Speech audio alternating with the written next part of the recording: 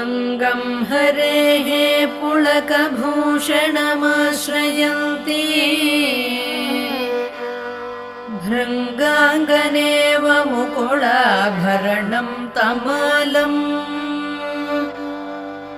अङ्गीकृताखिलविभूतिरपाङ्गलीला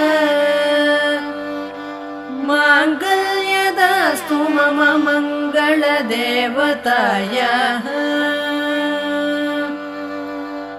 मुग्धा मुहुर्विदधति वदने मुरारेः प्रेमत्रपा प्रणिहितानि गतागतानि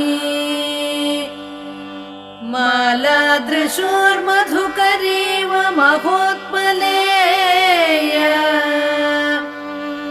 सा मे श्रियं दिशतु।